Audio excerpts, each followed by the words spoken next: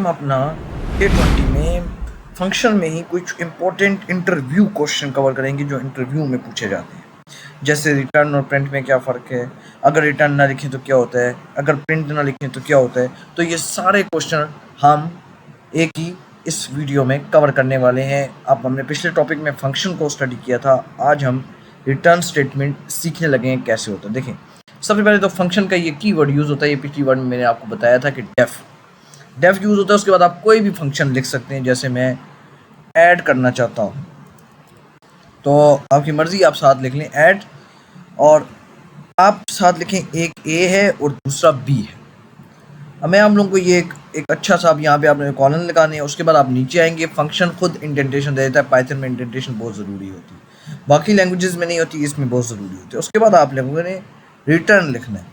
अब मैं रिटर्न के बगैर भी बताऊंगा क्या होगा और रिटर्न के साथ भी बताऊंगा क्या होगा, ए प्लस बी। सो आपने ये लिख दिया। अब उसके बाद आप थोड़ा सा नीचे चलेंगे और आप लिखते हैं कि टोटल इज इक्वल्स टू, इसी ऐड को साथ लगा के आप 5 और मेरे ख्याल से 6 लिख लेते हैं इस तरह से, ठीक है। और अब आप प्रिंट कर देते हैं इसी टोटल को, समझ आ रही होगी आपको। और अब आप देखेंगे 5 + 6 क्या होता है, 11। तो ये देखें 11 प्रिंट होके आ गया। तो ये तरीका है आपके पास एक तरीके को समझने का। अब मैं अगर यहाँ से रिटर्न हटा दूँ तो मेरे पास एक नन की वैल्यू आएगी। वो आप देखेंगे कि एक मेरे पास नन की वैल्यू आएगी। जैसे मैं इसी को सिर्फ ऐड लिखूँगा। सो मैं आप लोगों को दिखाता हूँ। ये मैंने ऐड लिखा।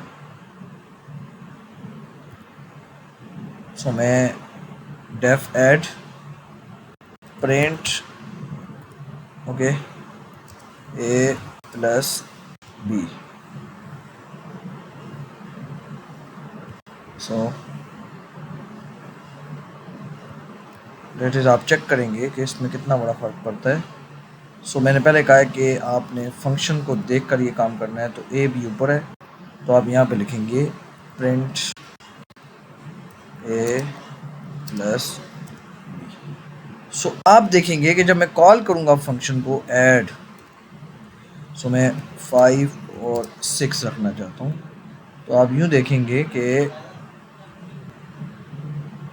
11 आ रहा है, लेकिन ये वैल्यू को रिटर्न नहीं करता। क्योंकि अब अगर मैं रिटर्न लिखूंगा तो मैं बार बार उस वैल्यू को चेंज कर सकता हूँ। अब मैं नहीं, अब मुझे यहाँ पे दोबारा 8 9 लिखना पड़ेगा, अब दोबारा रिटर्न लिखना पड़ेगा। अब रिटर्न जो होता है वो ज़रूरी होता है जब आप कैलकुलेटर बनाते हैं, किसी भी प्रोजेक्ट बनाते हैं। तो चलें इसका कुछ इम्पोर्टेंट डिफरेंस पढ़ लेते हैं। करिएगा, मैं आप लोगों को डायरेक्ट स्टेटमेंट में ले जाता हूँ। ये देखें, मैंने ये स्टेटमेंट लिखी है और यहाँ आपको नज़र आएगा कि मैंने रिटर्न नहीं लिखा। और आप देखेंगे, सिर्फ आप चेक करेंगे कि ये देखें, गौर से ज़रा इसमें देखें, एक 8 है और एक नन है। अब ये नन क्यों आया? ये नन इस वजह से आया क्योंकि आपने कोई वैल्यू रिटर्न नहीं की। क्योंकि आपने नन क्यों आया? क्योंकि फंक्शन ने सिर्फ प्रिंट की, उसने कोई वैल्यू रिटर्न नहीं की। फंक्शन ने सिर्फ प्रिंट किया है, उसने कोई वैल्यू रिटर्न नहीं की, इस वजह से नन आया है। और जो अब इसलिए ये हुआ क्योंकि ये जो रिजल्ट है इसकी वैल्यू नन बन गई। ठीक है, समझ आ रही है ना? प्रिंट होता है वो सिर्फ डिस्प्ले पर प्रिंट करता है चीज़ों को, और जो रिटर्न होता है वो आपके पास रिटर्न करता है, स्टोर करता है, रीयूज़ करता है। आप उसको दोबारा रीयूज़ कर सकते हैं। तो ये इंटरव्यू क्वेश्चन है जो आपसे रिटर्न और प्रिंट के बारे में पूछे जा सकते हैं। नेक्स्ट चलते हैं।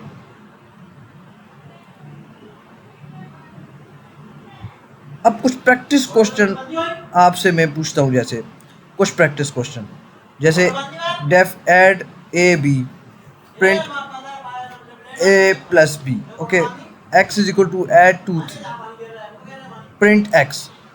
अब यहाँ पर आपके पास क्या आउटपुट आएगा, आप ज़रा सा मुझे देख के बताइए। तो मैं यहाँ पर आपको देख के बताता हूँ कि अगर मैं ऐड करूँगा तो मेरे पास 2 + 3 5 आएगा, साथ नन भी आएगा। नन क्यों आएगा? क्योंकि यहाँ पे रिटर्न नहीं है। दूसरा प्रैक्टिस क्वेश्चन देखते हैं, ये वाला प्रैक्टिस क्वेश्चन देखें। यहाँ पे क्या होगा, यहाँ पे मेरे पास फैक्ट सिर्फ 5 आएगा, नन नहीं आएगा। अगर फंक्शन में से प्रिंट हो रिटर्न ना हो तो फंक्शन क्या रिटर्न करता है, तो आप बोलेंगे प्रिंट हो तो रिटर्न ना हो तो फंक्शन जो है वो आपके पास नन और वो वैल्यू रिटर्न करता है। अपने वर्ड्स में बताइए नन क्यों प्रिंट हुआ, तो आप बताइए क्योंकि रिटर्न जो है वो नहीं लिखा गया था, इस वजह से नन प्रिंट हुआ। तो रिजल्ट के बाद में दोबारा यूज़ करना हो तो प्रिंट यूज़ करेंगे या रिटर्न, और क्यों। अगर आप कैलकुलेटर बना रहे हो और रिजल्ट के बाद दोबारा यूज़ करना हो तो दोबारा यूज़ करने वाला कौन सा था, रिटर्न। तो ये इंटर टॉपिक इंटरव्यू में बहुत पूछे जाते हैं, इस वजह से मैंने आपको समझाया है। और अब चलते हैं नेक्स्ट टॉपिक पर। नेक्स्ट टॉपिक हमारा ये होगा कि मल्टीपल रिटर्न्स हम लिख सकते। मल्टीपल, जैसे मैं एक फंक्शन बना लेता हूँ, मान लो फंक्शन बनाता हूँ चेक नंबर का, ठीक है। यानी आप चेक नंबर करें कि नंबर पॉजिटिव है या नहीं। तो मैं यहाँ पे एक फंक्शन बना लेता हूँ चेक अंडरस्कोर नम, ओके। उसके अंदर मैं लिखता हूँ कि मुझे जो नंबर चेक करना है वो मान लो एक नंबर बना लेते हैं, मैं एक ए नंबर लिख लेता हूँ। सो मान लो मैंने एक ए नंबर लिख लिया और मैं नीचे लिखता हूँ कि अब मैं इफ़ स्टेटमेंट का यूज़ करूँगा और रिटर्न भी लिखूँगा।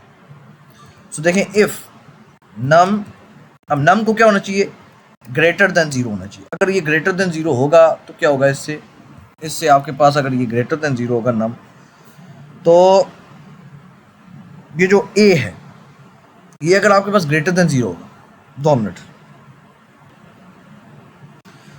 सो एक मसला रह गया है, आप यहाँ पे चेक के साथ अंडरस्कोर नम ना लिखें, लिख सकते हैं ए भी लिख सकते हैं, फिर यहाँ पे आपको ए लिखना पड़ेगा। तो मैं यहाँ पे नम ही लिख लेता हूँ ताकि ये काम मसला ठीक हो जाए। आप लिख सकते हैं, कोई मसला नहीं है। तो उसके बाद आप ये लिखते हैं और आप लिखते हैं रिटर्न। अगर ये बात है तो रिटर्न क्या आएगा, पॉजिटिव, वरना नेगेटिव आएगा। तो आप लिखते हैं रिटर्न, ये रिटर्न बहुत यूज़ होता है, तो आप लिखते हैं पॉजिटिव, रिटर्न पॉजिटिव। अब आपने रिटर्न लिखा, अब रिटर्न के साथ जब आप पॉजिटिव लिखते हैं उसका एक तरीका है कि पॉजिटिव जब आप लिखेंगे तो उसको आप क्या कहते हैं, उसको 2 कॉमास के अंदर लिखेंगे। जैसे आप स्ट्रिंग को लिखते हैं तो आप लिखेंगे पॉजिटिव मल्टीपल, ये स्टेटमेंट है। और उसके बाद अगर आप लिखते हैं एल्स, यानी मैं चाहता हूँ कि वैसे जो हो, एलिफ भी होता है, एलिफ मैंने वो पिछली वीडियोस आपको बताया, वो सब कुछ वो आपको पता है किस लिए यूज़ होता है। मल्टीपल बहुत ज़्यादा लिखना हो तो मैंने अभी सब नेगेटिव, तो आप लिखेंगे रिटर्न नेगेटिव। अब कॉल भी करना होता है, फंक्शन को आप कॉल करेंगे तब ये बात चलेगी। तो मैं यहाँ पे लिखता हूँ नेगेटिव। ओके, समझ आ रही है बात। अब एक बात करते हैं, अब मैं इसको कॉल करता हूँ। कॉल करने का क्या तरीका है, मुझे चेक लिखना होगा, चेक, ओके। अब मुझे क्या चेक करना है कि नंबर जो है वो कौन सा। अगर मैं 5 नंबर चेक करता हूँ, मान लो मैंने 5 चेक, तो मुझे क्या आना चाहिए आंसर। ओके, ये कोई प्रॉब्लम है, चेक नंबर नम लिखना होगा मेरे ख्याल से। ओके, चेक कर, ओके मैं चेक तो कर रहा हूँ, प्रिंट नहीं करवा रहा, तो मैं प्रिंट करवाता हूँ, प्रिंट चेक 5। ओके, सिर्फ आप समझ जाए, बाकी आपका एआई काम कर देता है, उसमें आपको इंशाल्लाह कोई प्रॉब्लम नहीं होने लगी, वो आपका एआई काम कर देता है। सिर्फ आपको पता होना चाहिए कि आपको होना क्या। अब देखिए मैं चेक किया 5 और देखिए यहाँ पे पॉजिटिव आया। इसी तरह से मैं यहाँ पे इसी को माइनस कर देता हूँ, तो यहाँ देखेंगे कि ये फिर आपके पास जो है वो, ये जो आपके पास है वो क्या आएगा, नेगेटिव आएगा। तो देख लें, ओके आप ये देखिए ये नेगेटिव आएगा। सो आपके पास ये चीज़ तरीका है, ये सारे आप करते रहें, तो बहुत आसान है इस तरह से करना, प्रॉब्लम नहीं है। तो ये डेफ चेक -5 और ये सारा कुछ।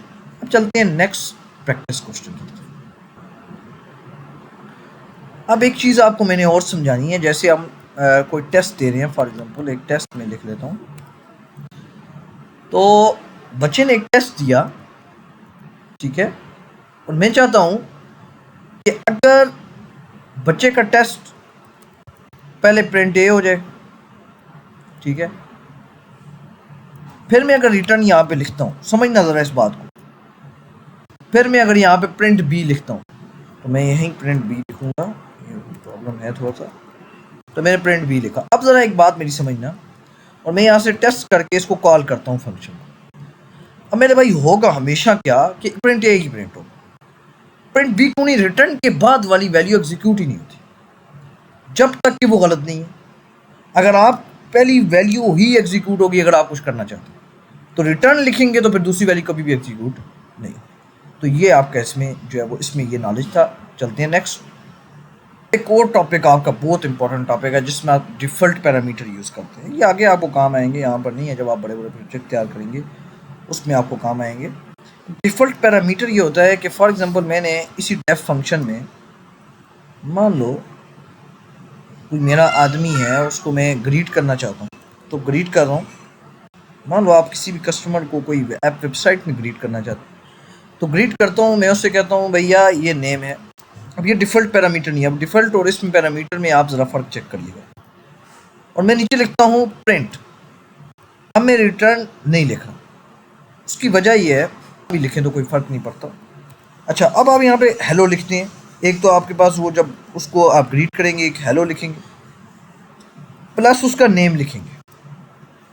वो नेम उसका कोई भी हो सकता है, तो आप इस तरह से कॉमास डालें और हेलो नेम लिख लें। तो ये देखिए, आपने हेलो और उसका नेम लिखना है, और जैसे ही आप ग्रीट कर दें उस बंदे को और फिर आपको एक नाम दे दें अली, फॉर एग्जांपल आप अली नाम दे दें, अली नाम देंगे तो यूँ देखेंगे आपके पास हेलो अली है। अब ये जुड़ा हुआ क्यों है इसका, तो मैं पहले सोचा हुआ नहीं था, इसका बताऊंगा आपको, लेकिन इसका बताना, अगर आप यहाँ पर कॉमर्स डालें तो बात ही ख़त्म हो जाती है, फिर आपको डिफरेंस काफ़ी अच्छा नज़र आएगा। देखिए, ये देखिए हेलो अली। तो सो आपको ये समझ आ गई होगी, मुझे यकीन है। अब उसके बाद आप अब डिफ़ॉल्ट पैरामीटर की तरफ जाते हैं। अगर मैंने यहाँ पर लिख लिया नेम इज इक्वल टू, मान लो मैं काजी लिख लेता हूँ, मान लो ये डिफ़ॉल्ट पैरामीटर मैंने दे दिया। डिफ़ॉल्ट पैरामीटर मतलब पहले से वैल्यू को दे देना, ठीक है। मैंने नेम इज इक्वल काजी दे दिया और मैं फिर प्रिंट करता हूँ तो हेलो अली आ गया। क्यों? अगर मैं यहाँ पर अली ना देता तो फिर यहाँ पर आपके पास जो था वो क्या कहते हैं उसको, हेलो काजी आ जाता, ठीक है। अब यहाँ पर हेलो काजी आ जाता तो फिर ये था डिफ़ॉल्ट पैरामीटर यहाँ पे यूज़ ही ना होता, ठीक है। तो डिफ़ॉल्ट पैरामीटर इधर नहीं यूज़ ही ना होता। अब ये बात आपको समझ आनी चाहिए, तो फिर डिफ़ॉल्ट पैरामीटर आपको यूज़ ही ना हो। सो आपको समझ आनी चाहिए कि डिफ़ॉल्ट पैरामीटर इस तरह से यूज़ होता है। अब आगे आपको आगे जाते हैं, थोड़ा सा आगे जाते हैं। Def power. अब पावर की बात यही है कि अगर उसको, मैंने यही बात कहा है कि अगर आप बस समझ जाएं, डिफ़ॉल्ट पैरामीटर ये होता है कि अगर हम उसको वैल्यू दे दें तो फिर तो वही वैल्यू प्रिंट करेगा जो हमने दी है। अगर हम पहले से एक डिफ़ॉल्ट पैरामीटर उसको दे के रखेंगे कि भाई तुमने यही प्रिंट करना है, तो फिर अगर हम यहाँ पर वैल्यू नहीं दे रहे तो फिर वो हेलो काजी प्रिंट करेगा। बस ये था डिफ़ॉल्ट पैरामीटर का टॉपिक। बाकी आप प्रैक्टिस करें, आपकी ये जो अंडरस्टैंडिंग है वो बिल्ड होगी। लेकिन इस तरह से अगर आप ये चीज़ अगर समझ गए तो कंसेप्ट आपका क्लियर हो गया और आपको आगे जाने। नेक्स्ट टॉपिक पर चलते हैं। अब मेरी बात सुनो, ये दो चीज़ें आपको समझ आएगी, ठीक है? आपने देख लिया है तो यहाँ पे अली देखें, ठीक है, आपको समझ आई है। ये अली जो है वो यहाँ पर ये चीज़ आप समझें थोड़ी सी कि मैं कोशिश करता हूँ। देखें, अब यहाँ पे देखें ये अली लिखा हुआ है, ठीक है, समझ आ रही है। अब ये अली क्यों आया है? अगर मैं यहाँ पर प्रिंट ना लिखूँ, यानी मैं अगर यहाँ पर प्रिंट ना लिखूँ, उसकी जगह मैं यहाँ पर प्रिंट लिखूँ, मसला तो नहीं होना चाहिए। अगर मैं यहाँ पर प्रिंट नेम लिखूँ, प्रिंट में अगर नेम लिखता हूँ तो मसला होगा, एरर आ रहा है। भाई एरर कौन सा आ रहा है? नेम एरर आ रहा है कि नेम को आपने डिफाइंड ही नहीं किया मेरे भाई। हालांकि मैं तो ऊपर डेफ ग्रीट में यहाँ पर अगर नेम डिफाइन कर दूँ तो फिर भी ये मेरा भाई एरर आएगा। तो फिर क्या मसला है? अभी भी कहता है नेम इज़ नॉट डिफाइंड। सो आपको मैंने कहा फंक्शन जब आप बना लें उसको कॉल ज़रूर कर दें। मैंने यहाँ पर कॉल ही नहीं की। जब मैंने कॉल नहीं किया, अगर मैं यहाँ पर प्रिंट नेम लिखने के बाद यहाँ पे फंक्शन को कॉल कर लूँ, ऊपर ही प्रिंट में इधर ही लिखूँगा, इधर इस जगह पर मैं 7 प्रिंट लिखूँगा, इस जगह पर मैं 7 प्रिंट लिखूँगा, तब ये बात जो है वो दुरुस्त होगी। तो ये था आपका, ये जो है वो इस तरह से किस तरह एरर आ सकते हैं, किस तरह से एरर नहीं आता। टॉपिक इंपॉर्टेंट में करवा चुका हूँ। डिफ़ॉल्ट पैरामीटर था, उससे पहले आपको फंक्शन मैंने बताया, रिटर्न और प्रिंट में डिफरेंस बताया, तो वीडियो काफ़ी। सो अब एक लास्ट बात है कि आपने मल्टीपल स्टेटमेंट पढ़ी हैं, तो इस तरह से आप मल्टीपल और भी स्टेटमेंट काफ़ी रिटर्न की लिख सकते हैं। एलिफ लगा लोगों के def check number, if num is equal 0। तो बस 3-4 बातें जो मैंने क्लियर की हैं आपकी। एक तो रिटर्न और प्रिंट। रिटर्न जो होता है वो वैल्यू को स्टोर करता है, रीयूज़ करने के काम आता है। प्रिंट सिर्फ स्क्रीन पर डिस्प्ले करता है। तो अगर आप सिर्फ रिटर्न ही लिख देंगे तो वो स्क्रीन पर डिस्प्ले नहीं होगा आपके पास, उसका जो आप जब रन करेंगे तो वो डिस्प्ले उसका रिटर्न नहीं होगा। दूसरी बात, एक हम आर्गूमेंट्स देते हैं उतने ही हमें जितने हम अगर हम आर्गूमेंट थोड़े ज़्यादा दे देते हैं और हमारे पास जो पैरामीटर है वो कम है तो हमारा वो एरर आएगा, क्योंकि पैरामीटर जितने हो उतने आर्गूमेंट होने चाहिए।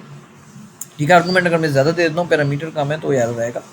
उसके बाद नेक्स्ट आते हैं डिफ़ॉल्ट पैरामीटर। डिफ़ॉल्ट यानी हमने एक वैल्यू को दे दिया, ठीक है, और जब दे दिया उसके बाद आप जो है वो अगर हम नीचे जाकर आर्गूमेंट नहीं दे रहे तो वो आर्गूमेंट ऊपर वाला ही मान लेगा जो हमने डिफ़ॉल्ट पैरामीटर दिया। अगर दे रहे हैं तो वो ही मानेगा जो हमने दिया है। समझ आ गई है ना? ये चीज़ें बहुत इंपॉर्टेंट है कैलकुलेटर बनाने में, बड़ी प्रोजेक्ट बनाने में। ये सिंपल चीज़ें, ये आपको बेसिक्स आनी चाहिए। मिलते हैं नेक्स्ट वीडियो में। अल्लाह हाफ़िज़।